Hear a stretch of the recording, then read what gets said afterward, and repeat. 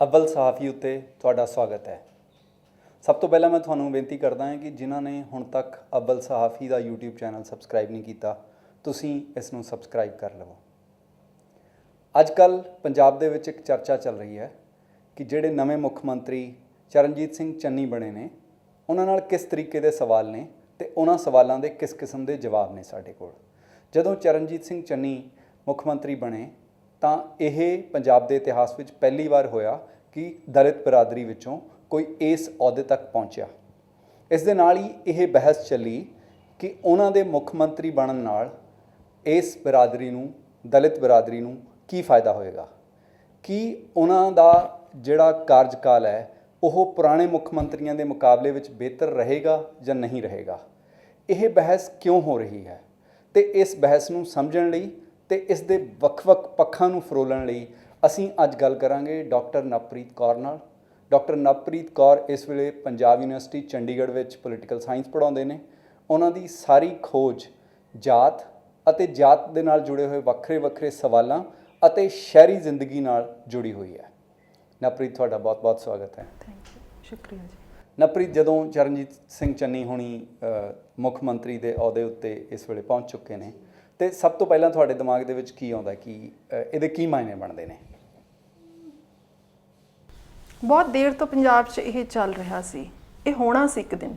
ਲੋਕਾਂ ਨੂੰ ਇੱਦਾਂ ਲੱਗਦਾ ਕਿ ਇਹ ਸਿਰਫ ਕਾਂਗਰਸ ਦੇ ਕ੍ਰਾਈਸਿਸ ਦੇ ਨਾਲ ਹੋਇਆ, ਪਰ ਮੈਨੂੰ ਲੱਗਦਾ ਹੋਰ ਕਿਸੇ ਪਾਰਟੀ ਦੇ ਵਿੱਚ ਵੀ ਇਹ ਕ੍ਰਾਈਸਿਸ ਹੋ ਸਕਦਾ ਸੀ। ਹੋਣ ਦੇ ਉਹ ਦਿਨ ਨੇੜੇ ਸਨ।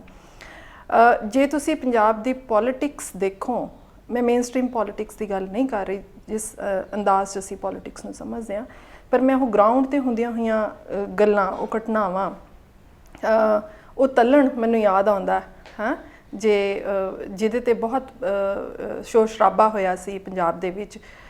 ਅਤੇ ਮੈਨੂੰ ਦਲਿਤਾਂ ਦੀਆਂ ਹੋਰ ਬਹੁਤ ਸਾਰੀਆਂ, ਜਿਹਨੂੰ ਅਸੀਂ ਕਹਿ ਦਿੰਦੇ ਨੇ ਅੰਗਰੇਜ਼ੀ 'ਚ ਅਸੀਂ ਕਹਿੰਦੇ ਹਾਂ ਅਸਰਟਿਵ ਜਿਹੜੀਆਂ ਮੂਵਸ ਨੇ, ਉਹ ਮੇਰੇ ਦਿਮਾਗ 'ਚ ਆਉਂਦੀਆਂ ਨੇ। ਉਹ ਡੇਰਿਆਂ ਦੀ ਪੂਰੀ ਪੋਲੀਟਿਕਸ ਮੇਰੇ ਦਿਮਾਗ ਦੇ ਵਿੱਚ ਆਉਂਦੀ ਹੈ। ਉਹ ਅਸਰਸ਼ਨ ਯਾਦ ਆਉਂਦਾ ਹੈ ਜਿਹੜਾ ਕਿ ਇੱਥੇ ਤੱਕ ਗੱਲ ਨੂੰ ਲੈ ਕੇ ਆਇਆ। ਸੋ ਇਹ ਗੱਲ ਨਵੀਂ ਨਹੀਂ ਹੈ, ਇਹ ਗੱਲ ਪਹਿਲਾਂ ਤੁਰ ਚੁੱਕੀ ਸੀ। ਇਹ ਗੱਲ ਹੁਣ ਕਹਿ ਸਕਦੇ ਹਾਂ ਕਿ ਕਿਸੇ ਮੁਕਾਮ 'ਤੇ ਇੱਕ ਅਰਥ ਦੇ ਵਿੱਚ ਪਹੁੰਚੀ ਹੈ ਕਿ ਇਹ ਲਿਆਉਣਾ ਪਿਆ, ਇਹ ਕਰਨਾ ਪਿਆ। ਕਿਸੇ ਦਲਿਤ ਨੂੰ ਤੁਹਾਨੂੰ ਪਤਾ ਹੈ ਕਿ ਪੋਲੀਟੀਕਲੀ ਇਹ ਇੰਪੋਰਟੈਂਟ ਹੈ। ਦੂਜਾ, ਮੈਨੂੰ ਲੱਗਦਾ ਕਿ as a political strategy definitely it's a political strategy. ਉਸ ਤੋਂ ਅਸੀਂ ਇਨਕਾਰੀ ਨਹੀਂ ਹੋ ਸਕਦੇ ਕਿ ਉਹ ਇੱਕ ਪੋਲੀਟੀਕਲ ਪਾਰਟੀ ਦੀ ਇੱਕ ਸਟ੍ਰੈਟਜੀ ਹੈ, ਪਰ ਉਹ ਸਟ੍ਰੈਟਜੀ ਕਿਸ ਵੇਲੇ ਉਹਨਾਂ ਨੂੰ ਲੱਗਦਾ ਕਿ ਇਹ ਕਾਮਯਾਬ ਹੋ ਸਕਦੀ ਹੈ, ਇਹਨੂੰ ਕਰਨਾ ਚਾਹੀਦਾ ਹੈ, ਇਹ ਐਕਸ਼ਨ ਸਾਨੂੰ ਲੈਣਾ ਹੀ ਚਾਹੀਦਾ ਹੈ। ਸੋ ਅੱਜ ਦੇ ਦੌਰ ਦੇ ਵਿੱਚ ਜਦੋਂ ਦਲਿਤਾਂ ਦੀ ਅਸਰਸ਼ਨ ਐਜ਼ ਅ ਕਮਿਊਨਿਟੀ ਪੰਜਾਬੀ ਸਮਾਜ ਦੇ ਵਿੱਚ ਹੈ, ਬਹੁਤ ਜ਼ਬਰਦਸਤ ਤਰੀਕੇ ਨਾਲ ਹੈ। ਪਹਿਲਾਂ ਇਹ ਸਾਡੇ ਸੋਸ਼ਲ ਸਾਇੰਸਿਸ ਦੇ ਵਿੱਚ ਵੀ ਬਹੁਤ ਗੱਲਾਂ ਹੋ ਚੁੱਕੀਆਂ ਨੇ ਇਹਨੂੰ ਲੈ ਕੇ ਕਿ ਕਿਸ ਤਰੀਕੇ ਨਾਲ ਪੰਜਾਬ 'ਚ ਜਿਹੜੇ ਤੁਹਾਨੂੰ ਗੀਤ ਸੁਣਨ ਨੂੰ ਮਿਲਦੇ ਨੇ। ਨਾਰਥ ਇੰਡੀਅਨ ਹੋਰ ਸਟੇਟਸ ਦੇ ਵਿੱਚ ਮੈਨੂੰ ਨਹੀਂ ਅੰਦਾਜ਼ਾ ਕਿ ਇਸ ਤਰ੍ਹਾਂ ਦੇ ਗੀਤ ਜਿਹੜੇ ਬਣਦੇ ਨੇ ਪੁੱਤ ਚਮਾਰਾਂ ਦੇ, ਅਸਰਟਿਵ ਹੋਣਾ, ਜਿੱਥੇ ਉਹ ਅਸਰਟ ਕਰ ਰਹੇ ਨੇ ਆਪਣੇ ਆਪ ਨੂੰ, ਭਾਵੇਂ ਉਹ ਜੱਟਾਂ ਦੀ ਲੀਕ 'ਤੇ ਹੀ ਗੱਲ ਕਰਦੇ ਨੇ। ਪੁੱਤ ਜੱਟਾਂ ਦੇ ਤਾਂ ਪੰਜਾਬੀ ਫਿਲਮਾਂ ਦੇ ਵਿੱਚ ਬਹੁਤ ਦੇਰ ਤੋਂ ਹੀ ਚੱਲਦਾ ਆ ਰਿਹਾ ਸੀ। ਸੋ 90 ਦੇ ਦਹਾਕਿਆਂ ਤੋਂ ਬਾਅਦ ਇਹ ਸ਼ੁਰੂ ਹੋਇਆ, ਜਦੋਂ ਉਹਨਾਂ ਨੇ ਕਹਿਣਾ ਸ਼ੁਰੂ ਕੀਤਾ ਵੀ ਅਸੀਂ ਵੀ, ਸਾਨੂੰ ਕੋਈ ਸ਼ਰਮ ਨਹੀਂ ਹੈ ਅਤੇ ਅਸੀਂ ਬਲਕਿ ਬੜੇ ਗਰਵ ਨਾਲ, ਬੜੇ ਮਾਣ ਨਾਲ ਕਹਿੰਦੇ ਹਾਂ ਤੁਸੀਂ ਪੰਜਾਬੀ ਜਿਹੜਾ ਇੱਕ ਮਿਊਜ਼ਿਕ ਕਹਿ ਲਓ, ਇੱਕ ਜਿਹੜਾ ਟਰਡੀਸ਼ਨ ਰੀਸੈਂਟ ਹੈ, ਉਹਨੂੰ ਨਕਾਰ ਵੀ ਸਕਦੇ ਹੋ, ਉਹਨੂੰ ਕਹਿ ਸਕਦੇ ਹੋ ਇਹਦੇ ਵਿੱਚ ਕੋਈ ਮਿਊਜ਼ਿਕ ਨਹੀਂ, ਕੁਛ ਨਹੀਂ, ਪਰ ਜੇ ਤੁਸੀਂ ਉਹ 'ਚੋਂ ਅਸਰਸ਼ਨ ਲੱਭਣਾ ਚਾਹੋ ਤੁਹਾਨੂੰ ਦਿਸੂਗੀ ਉਹ। ਅਤੇ ਗਿੰਨੀ ਮਾਹੀ ਤੁਹਾਨੂੰ ਦਿਖੂਗੀ, ਤੁਹਾਨੂੰ ਇਸ ਤਰ੍ਹਾਂ ਦੇ ਜਿਹੜੇ ਸੌਂਗਸ ਨੇ ਉਹ ਦਿਖਣਗੇ, ਤੁਹਾਨੂੰ ਡੇਰੇ ਦਿਖਣਗੇ। ਸੋ ਮੈਨੂੰ ਲੱਗਦਾ ਕਿ ਚਰਨਜੀਤ ਚੰਨੀ ਨੂੰ ਇਸ ਕੁਰਸੀ 'ਤੇ ਬਿਠਾਉਣਾ, ਕਾਂਗਰਸ ਦਾ ਇਹ ਡਿਸੀਜ਼ਨ ਲੈਣਾ ਕਿ ਕਿਸੇ ਦਲਿਤ ਨੂੰ ਅਸੀਂ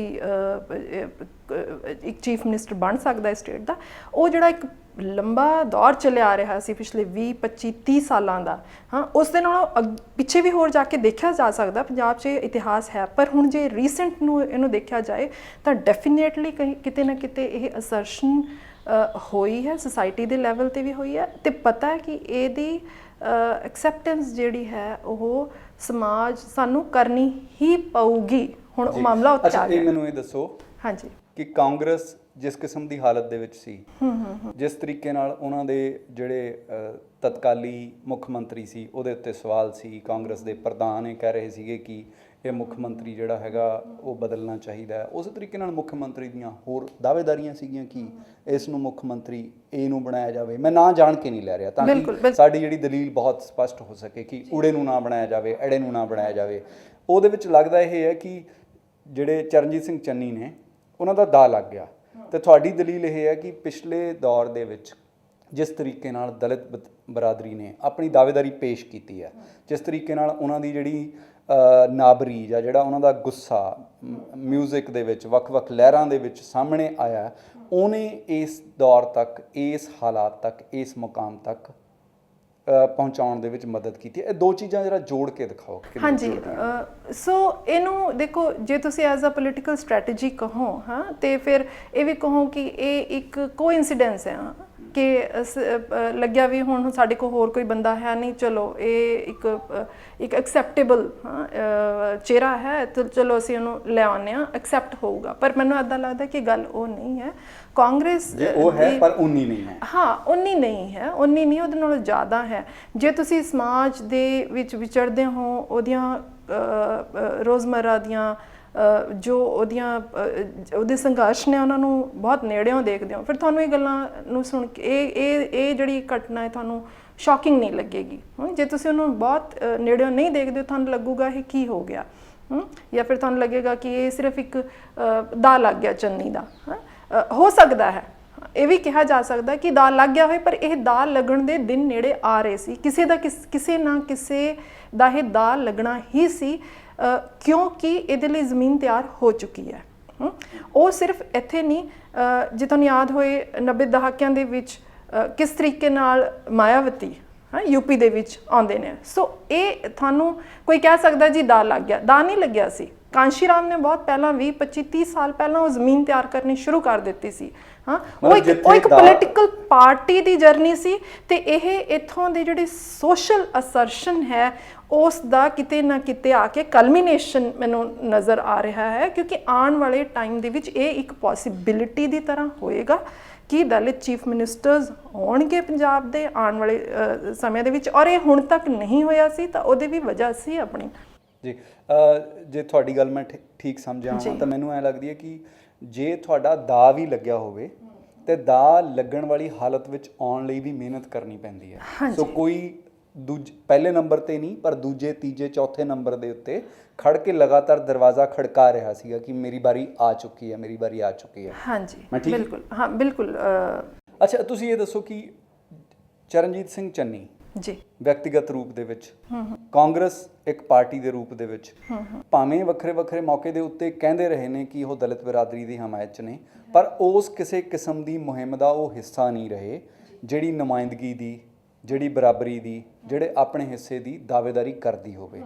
ਫਿਰ ਅਸੀਂ ਇਹ ਕੀ ਮੰਨੀਏ ਕਿ ਇਹ ਕਾਂਗਰਸ ਨੇ ਜਿਹੜੀਆਂ ਉਹ ਸਾਰੀਆਂ ਦਾਅਵੇਦਾਰੀਆਂ ਨੇ, ਜਿਹੜੀਆਂ ਉਹ ਮੁਹਿੰਮਾਂ ਨੇ, ਜਿਹੜੀਆਂ ਲੋਕਾਂ ਦੀਆਂ ਲੜਾਈਆਂ ਨੇ, ਉਹਨਾਂ ਨੂੰ ਇੱਕ ਤਰੀਕੇ ਨਾਲ ਬਾਹਰ ਕੱਢ ਕੇ ਆਪਣਾ ਜਿਹੜਾ ਕੰਮ ਕਰ ਲਿਆ, ਜਾਂ ਉਹਨਾਂ ਦਾ ਅਸਰ ਇਹਦੇ ਉੱਤੇ ਦਿਖਾਈ ਦਿੰਦਾ?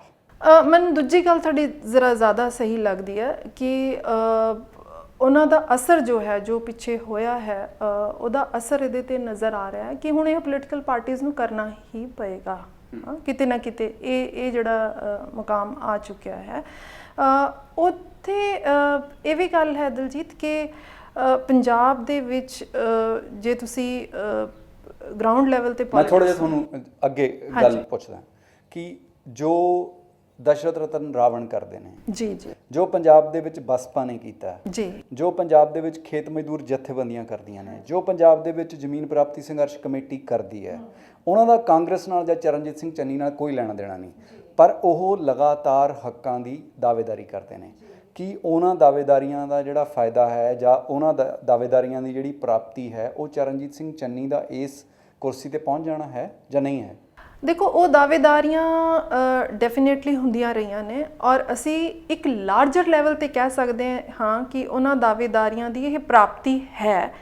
ਹਾਲਾਂਕਿ ਉਹ ਦਾਅਵੇਦਾਰੀਆਂ ਕਰਨ ਵਾਲੇ ਹੋ ਸਕਦਾ ਹੈ ਕਿ ਚਰਨਜੀਤ ਚੰਨੀ ਦੀ ਐਜ਼ ਸੱਚ ਕੈਂਡੀਡੇਸੀ ਨਾਲ ਜਾਂ ਉਹਨਾਂ ਦੇ ਹੋਣ ਚੀਫ ਮਿਨਿਸਟਰ ਹੋਣ ਨਾਲ ਸਹਿਮਤ ਨਾ ਹੋਣ, ਕਿ ਕਿਸੇ ਹੋਰ ਵਜ੍ਹਾ ਕਰਕੇ ਵੀ ਕਿ ਉਹ ਆਪਣੇ ਆਪ 'ਚ ਪੂਰੇ ਤਰੀਕੇ ਨਾਲ ਬਹੁਤ ਢੁਕਵੇਂ ਦਲਿਤ ਕੈਂਡੀਡੇਟ ਨਾ ਮੰਨੇ ਜਾ ਸਕਣ। ਹਾਂ, ਇੱਕ ਢੁਕਵਾਂ ਦਲਿਤ ਕੈਂਡੀਡੇਟ ਕੋਈ ਹੋਰ ਵੀ ਹੋ ਸਕਦਾ ਸੀ।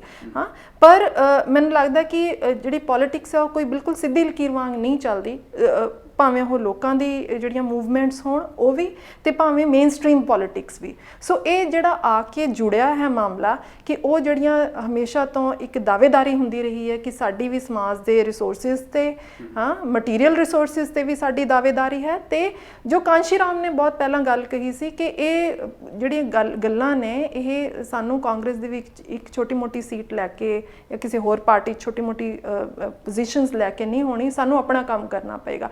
ਗੱਲ ਪੰਜਾਬ 'ਚ ਅਜੇ ਉੱਥੇ ਤੱਕ ਤਾਂ ਨਹੀਂ ਪਹੁੰਚੀ, ਇਹ ਵੀ ਸਾਨੂੰ ਮੰਨਣਾ ਪਏਗਾ। ਯੂਪੀ 'ਚ ਗੱਲ ਉੱਥੇ ਤੱਕ ਕਿਸੇ ਹੱਦ ਤੱਕ ਪਹੁੰਚੀ ਕਿ ਇੱਕ ਅਲੱਗ ਦਲਿਤ ਪੋਲੀਟੀਕਲ ਪਾਰਟੀ ਨੇ ਆਪਣੇ ਆਪ ਨੂੰ ਉੱਥੇ ਤੱਕ ਲੈ ਕੇ ਗਈ ਕਿ ਆਪਣਾ ਹੀ ਚੀਫ ਮਿਨਿਸਟਰ ਬਣਾਇਆ। ਉਹ ਗੱਲ ਨਹੀਂ ਹੋਈ ਹੈ ਜੇ ਪੰਜਾਬ ਦੇ ਵਿੱਚ। ਉਹ ਇੱਕ ਤੁਸੀਂ ਮੰਨ ਸਕਦੇ ਹੋ ਉੱਥੇ ਮੈਨੂੰ ਫਿਜਰਸ, ਉੱਥੇ ਮੈਨੂੰ ਜੋ ਹੈ ਕਿਤੇ ਨਾ ਕਿਤੇ ਨਜ਼ਰ ਆਉਂਦਾ ਹੈ ਕਿ ਹਾਂ ਉਹ ਮਟੀਰੀਅਲਾਈਜ਼ ਜਿਹੜਾ ਹੋਣਾ ਸੀ ਕਿ ਤੇ ਇਸ ਜ਼ਮੀਨ ਤੇ ਕੋਈ ਇੱਦਾਂ ਦਾ ਪੋਲੀਟੀਕਲ ਕੰਮ, ਮੇਨ ਸਟ੍ਰੀਮ ਪੋਲੀਟੀਕਲ ਪਾਰਟੀ ਕੋਈ ਇੱਦਾਂ ਦੀ ਖੜੀ ਹੁੰਦੀ ਤੇ ਉਹ ਪਾਰਟੀ ਆਪਣੇ ਕੰਮ ਨੂੰ ਕਲਮੀਨੇਟ ਕਰਕੇ ਇੱਕ ਚੀਫ ਮਿਨਿਸਟਰ ਵਾਲੀ ਪੋਜੀਸ਼ਨ ਤੱਕ ਲੈ ਕੇ ਆਉਂਦੀ।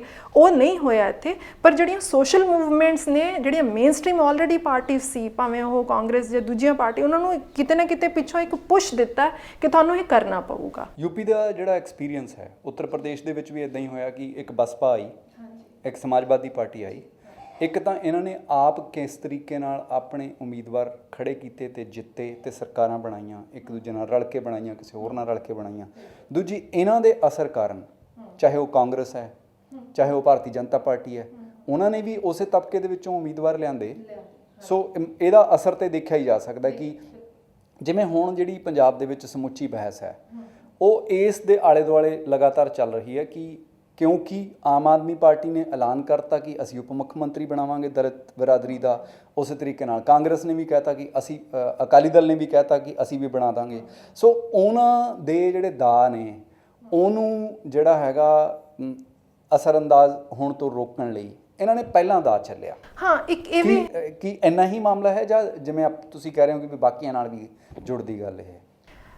ਦੇਖੋ ਦਿਲਜੀਤ, ਇਹ ਡੈਫੀਨੇਟਲੀ ਜਦੋਂ ਮੇਨ ਸਟ੍ਰੀਮ ਪੋਲੀਟੀਕਲ ਪਾਰਟੀਜ਼ ਨੇ ਜਿਹੜੀਆਂ ਉਹ ਆਪਣੀ ਪੋਲੀਟੀਕਲ ਸਟ੍ਰੈਟਜੀਜ਼ ਤਿਆਰ ਕਰਦੀਆਂ ਨੇ ਤਾਂ ਡੈਫੀਨੇਟਲੀ ਉਹ ਇਹ ਸਾਰੇ ਜਿਹੜੇ ਮਾਹੌਲ ਹੈ, ਜੋ ਮਾਹੌਲ ਹੈ, ਜੋ ਡੈਮੋਗ੍ਰਾਫਿਕ ਡੇਟਾ ਉਹਨਾਂ ਦੇ ਕੋਲ ਹੁੰਦਾ ਹੈ, ਉਹਨੂੰ ਧਿਆਨ 'ਚ ਰੱਖ ਕੇ, ਕਿਉਂਕਿ ਹੁਣ ਜੋ ਤੁਸੀਂ ਅਗਰ ਬੀਜੇਪੀ ਦੀ ਸਟ੍ਰੈਟਜੀ ਦੇਖੋ ਪੂਰੇ ਕੰਟਰੀ ਦੇ ਵਿੱਚ, ਸੋ ਉਹ ਤਾਂ ਬਿਲਕੁਲ ਇਹ ਸੀ ਕਿ ਤੁਸੀਂ ਜਿਹੜੀ ਜਾਤ ਦੀ ਪੋਲੀਟਿਕਸ ਹੈ ਉਹਨੂੰ ਤੋੜ ਕੇ ਤੇ ਹਿੰਦੂ ਹੋਣ ਦੀ ਪੋਲੀਟਿਕਸ ਦੇ ਦੁਆਲੇ ਜਿਹੜੀ ਲਾਮਬੰਦੀ ਕਰੋ ਲੋਕਾਂ ਦੀ। ਸੋ ਉਸੇ ਕਰਕੇ ਬੀਜੇਪੀ ਦੀ ਜਿਹੜੀ ਅਨਪ੍ਰੈਸੀਡੈਂਟਡ ਸਕਸੈਸ ਹੈ ਪਿਛਲੇ 2 ਇਲੈਕਸ਼ਨਸ ਦੇ ਵਿੱਚ, ਲਾਰਜਲੀ ਉਹਦੀ ਇੱਕ ਬਹੁਤ ਵੱਡੀ ਵਜ੍ਹਾ ਇਹ ਹੈਗੀ ਹੈ ਕਿ ਉਹਨਾਂ ਨੇ ਜਿਹੜੇ ਛੋਟੇ ਜਿਹੜੀਆਂ ਕਹਿ ਲਓ ਤੁਸੀਂ ਘੱਟ OBCs, ਜਿਹੜੀ ਬਹੁਤ ਛੋਟੀਆਂ OBC ਕਾਸਟ ਸੀਗੀਆਂ ਬੜੇ ਸਟੇਟਸ ਦੇ ਵਿੱਚ, ਉਹਨਾਂ ਨੂੰ ਦਲਿਤਸ ਨੂੰ, ਉਹ ਵਾਲੇ ਦਲਿਤਸ ਯੂਪੀ ਦੇ ਵਿੱਚ ਵੀ ਜਿਨ੍ਹਾਂ ਨੂੰ ਕਿ ਇਹ ਵਾਲੀਆਂ ਪਾਰਟੀਆਂ ਜਿਨ੍ਹਾਂ ਦੀ ਅਸੀਂ ਦਲਿਤ ਪੋਲੀਟੀਕਲ ਪਾਰਟੀਜ਼ ਨੇ ਉਹਨਾਂ ਨੇ ਨਹੀਂ ਉਹਨਾਂ ਗੌਰਿਆ ਤੇ ਉਹਨਾਂ ਨੂੰ ਸਾਰਿਆਂ ਨੂੰ ਇਕੱਠੇ ਕਰਕੇ ਇੱਕ ਹਿੰਦੂ ਹੋਣ ਦੇ ਦੁਆਲੇ ਲਾਮਬੰਦੀ ਕੀਤੀ। ਸੋ ਇਸ ਨੂੰ ਲੈ ਕੇ ਜਦੋਂ ਇਹਦੀ ਸਕਸੈਸ ਨਜ਼ਰ ਆਈ, ਹੁਣ ਬਾਕੀਆਂ ਦੇ ਕੋਲੋਂ ਹਿੰਦੂਤਵਾ ਵਾਲਾ ਜਿਹੜਾ ਕਾਰਡ ਹੈ ਉਹ ਥੋੜ੍ਹਾ ਜਿਹਾ ਹੌਲਾ ਕਾਰਡ ਹੈ। ਕਾਂਗਰਸ ਵੀ ਕਦੇ ਕਦੇ ਖੇਡਦੀ ਹੈ, ਇਸ ਤਰ੍ਹਾਂ ਦੀ ਗੱਲ ਨਹੀਂ, ਜਦੋਂ ਉਹਨਾਂ ਨੂੰ ਲੋੜ ਪੈਂਦੀ ਹੈ ਉਹ ਹਿੰਦੂਤਵਾ ਵਾਲਾ ਕਾਰਡ ਆਪਣਾ ਖੇਡਦੇ ਨੇ। ਬਟ ਇਹ ਹੈ ਕਿ ਇੱਕ ਜੋ ਓਰੀਜਨਲ ਦਾਅਵੇਦਾਰੀ ਹੈ ਹਿੰਦੂਤਵਾ ਤੇ ਉਹ ਬੀਜੇਪੀ ਦੀ ਰਹੀ ਆ। ਹੁਣ ਉਹਨੂੰ ਤੋੜਨ ਲਈ ਤੁਸੀਂ ਐਜ਼ ਅ ਪੋਲੀਟੀਕਲ ਸਟ੍ਰੈਟਜੀ, ਜਦੋਂ ਇੱਥੇ ਤੁਹਾਡਾ 30% ਤੋਂ ਵੀ ਉੱਤੇ ਵੱਡਾ ਪੋਪੂਲੇਸ਼ਨ ਹੈ ਦਲਿਤ ਪੋਪੂਲੇਸ਼ਨ, ਤਾਂ definitely as part of political strategy ਵੀ ਕਾਂਗਰਸ ਦੀ ਵੀ, ਤੁਸੀਂ ਆਮ ਆਦਮੀ ਪਾਰਟੀ ਦਾ ਜ਼ਿਕਰ ਕੀਤਾ ਉਹਨਾਂ ਦਾ ਵੀ। ਸੋ ਇਹ ਪੋਲੀਟੀਕਲ ਪਾਰਟੀਜ਼ ਨੂੰ ਪਤਾ ਹੈ ਕਿ as a demography, as a population, Dalit ਦਾ ਜਿਹੜਾ ਇੱਕ ਹਿੱਸੇਦਾਰੀ ਹੈ ਉਹ ਵੱਡੀ ਹੈ। ਤੇ ਦੂਜੀ ਗੱਲ ਇਹ ਹੈ ਕਿ ਜੋ ਪਿੱਛੇ ਕੰਮ ਹੋਇਆ ਹੈ ਪਿਛਲੇ 30 ਸਾਲਾਂ ਦੇ ਵਿੱਚ, ਉਸ ਕੰਮ ਕਰਕੇ ਇੱਕ ਜਾਗਰਤੀ ਲੋਕਾਂ ਦੇ ਵਿੱਚ ਆਈ ਹੈ ਆਪਣੇ ਦਲਿਤ ਹੋਣ ਦੀ। ਸੋ ਹੁਣ ਤੁਸੀਂ ਉਹਨਾਂ ਨੂੰ ਪਿੱਛੇ ਨਹੀਂ ਲਾ ਕੇ ਆਪਣੇ ਲੈ ਕੇ ਜਾ ਸਕਦੇ। ਨਹੀਂ ਹੈਗਾ ਕਿ ਆਬਾਦੀ ਉਹਨਾਂ ਦੀ ਇੰਨੀ ਹੈਗੀ ਆ, ਆਬਾਦੀ ਤਾਂ ਅੱਜ ਤੋਂ 30 ਸਾਲ ਪਹਿਲਾਂ ਵੀ ਉਹੀ ਸੀ। ਉਹੀ ਜਾਗਰੂਕਤਾ ਜਿਹੜਾ ਹੈ ਉਹੀ ਕਿ ਹੁਣ ਤੁਸੀਂ ਉਹਨਾਂ ਨੂੰ ਆਪਣੇ ਪਿੱਛੇ ਲਾ ਕੇ ਉਦਾਂ ਨਹੀਂ ਕਹਿ ਸਕਦੇ ਵੀ ਤੁਹਾਨੂੰ ਮਾੜਾ ਮੋਟਾ ਕਿਤੇ ਕੋਈ ਸੌਪਸ ਜਿਹਨੂੰ ਅਸੀਂ ਅੰਗਰੇਜ਼ੀ 'ਚ ਕਹਿੰਦੇ ਹਾਂ ਉਹ ਦੇ ਕੇ ਤੁਹਾਨੂੰ ਖੁਸ਼ ਕਰ ਦਾਂਗੇ, ਉਹ ਗੱਲ ਨਹੀਂ ਰਹੀ। ਪਤਾ ਹੈ ਕਿ ਤੁਸੀਂ ਮੈਨੂੰ ਇਹ ਦੱਸੋ ਕਿ ਦਲਿਤ ਬਰਾਦਰੀ ਇਹ ਕਹਿ ਸਕਦੀ ਹੈ ਕਿ ਸਾਨੂੰ ਕਿਸੇ ਕਾਂਗਰਸ ਨੇ, ਕਿਸੇ ਅਕਾਲੀ ਦਲ ਨੇ, ਕਿਸੇ ਆਮ ਆਦਮੀ ਪਾਰਟੀ ਨੇ ਰਿਆਇਤ ਨਹੀਂ ਦਿੱਤੀ, ਅਸੀਂ ਆਪਣੇ ਧੱਕੇ ਨਾਲ, ਆਪਣੇ ਜ਼ੋਰ ਨਾਲ, ਆਪਣੇ ਸੰਘਰਸ਼ ਨਾਲ ਇੱਥੇ ਪਹੁੰਚੇ ਹਾਂ ਕਿ ਤੁਸੀਂ ਸਾਨੂੰ ਨਜ਼ਰਅੰਦਾਜ਼ ਨਹੀਂ ਕਰ ਸਕਦੇ? ਹਾਂ, ਬਿਲਕੁਲ ਬਿਲਕੁਲ, ਹਾਂ, ਇਹ ਕਿਹਾ ਜਾ ਸਕਦਾ। ਦੇਖੋ, ਇਹ ਜਿਸ ਤਰ੍ਹਾਂ ਹੁਣ ਤੁਸੀਂ, ਮੈਨੂੰ ਇੱਦਾਂ ਲੱਗਦਾ ਇਸ ਗੱਲ ਨੂੰ ਇੱਕ ਹੋਰ ਬੜੀ ਆਸਾਨ ਉਦਾਹਰਨ ਨਾਲ ਸਮਝਾਇਆ ਜਾ ਸਕਦਾ। ਔਰਤਾਂ, ਵਿਮਨ ਬਾਰੇ ਜੇ ਆਪਾਂ ਗੱਲ ਕਰੀਏ ਤਾਂ ਇਹ ਹੈ ਕਿ ਜਦੋਂ ਉਹ ਗੱਲ ਆਉਂਦੀ ਹੈ ਕਿ ਸਾਨੂੰ ਔਰਤਾਂ ਲਈ ਕੁਝ ਉਪਰਾਲੇ ਕਰਨੇ ਚਾਹੀਦੇ ਨੇ, ਭਾਵੇਂ ਉਹ